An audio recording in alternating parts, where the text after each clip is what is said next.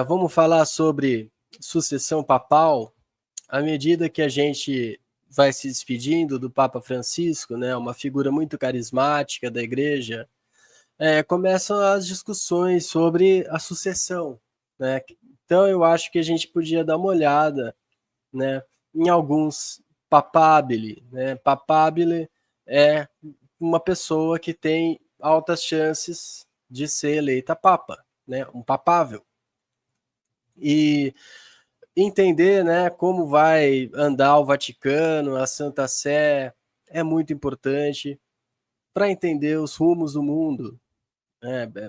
A geopolítica depende muito também das religiões, né? E a Igreja Católica é ainda um ator muito importante em nível mundial. Né? O Papa Francisco fez muitas reformas, foi um Papa que foi bastante incisivo em algumas, talvez poderíamos chamar de modernizações, né, da Igreja Católica. E a sucessão não vai ser evidente, nunca é, né? O próprio Papa Francisco foi eleito de maneira surpreendente, né? Não era um nome que estava no radar de muita gente, né? E durou, né, 12 anos no papado. Agora o que a gente tem é uma situação em que existiu um Papa muito popular, que foi o Papa Francisco, um Papa que conseguiu a boa vontade, principalmente dos progressistas, né? Eu sei que talvez a esquerda um pouco mais exigente considere, pô, é um Papa, mas é um Papa. A Igreja Católica vai existir de toda forma, ela não vai acabar, né? E para quem está numa cruzada, né, por tolerância, por ideias progressistas, ter um líder, né, numa instituição tão tradicional quanto a Igreja Católica, que seja afeito ou minimamente, né, simpático ao progressismo, é um avanço. Então, eu gostaria de falar, né, desses possíveis papas que algum deles, né, obviamente, como eu disse, não necessariamente um desses que eu vou apresentar aqui. A primeira pessoa de quem eu gostaria de falar é o Pietro Parolin, né, que é secretário do Vaticano. É esse senhor simpático aqui, né? Ele está, né, vestido aí com o báculo, né? Báculo é esse cetro, né? Em forma de cajado, de pastor, né? Que é típico dos bispos, né? Esses três de quem eu vou falar são bispos. Todo cardeal é um bispo, né? É um bispo ou um arcebispo. E esse é um nome bastante. O Parolin é uma figura muito de continuidade, né? Um pouco moderado, né? Uma figura que atrai quem também está querendo devolver, né, o papado para a Europa. Né? A gente sabe que o Papa Francisco foi o primeiro Papa sul-americano. Né? E então tem esse nome. Aqui a gente tem algo que já é bastante chamativo, né? Ele é um africano, né? É o cardeal Fridolin Bezengue, da República Democrática do Congo, né? E é um nome bastante conservador, né? Bastante conservador. Ele é uma figura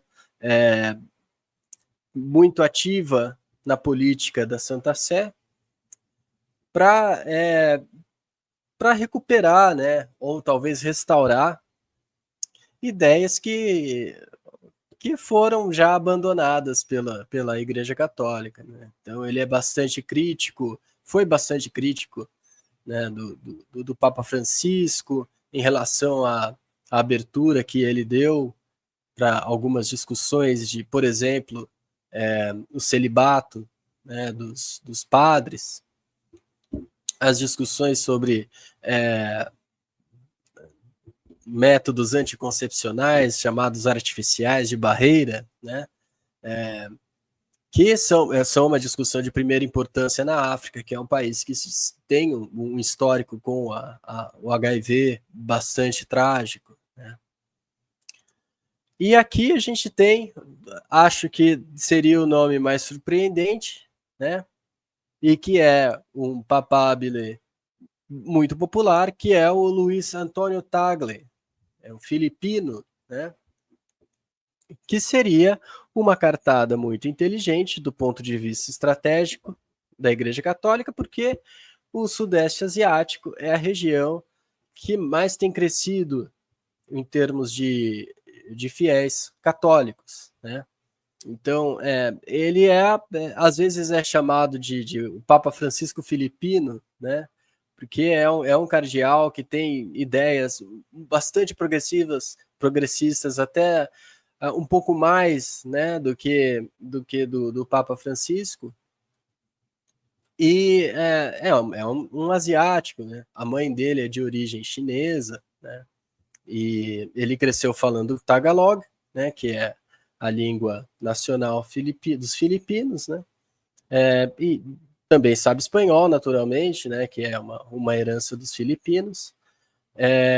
E seria um nome que ia trazer, né, assim como o Fridolin, né, ia trazer uma continuidade para a Igreja Católica, para a presença da Igreja Católica no Hemisfério Sul.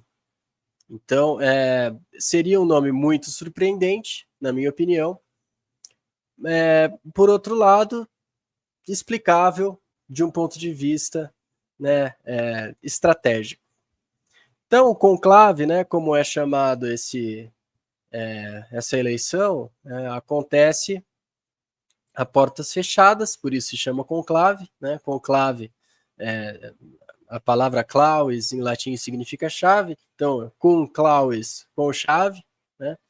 Funciona na parte interna, né, dos prédios, especificamente na Capela Sistina, né, que é talvez a construção católica mais famosa do mundo, né, que tem aqueles painéis famosos do Michelangelo representando toda a Bíblia, né, desde a Gênese, a queda do homem e naturalmente o Apocalipse, que fica colocado atrás do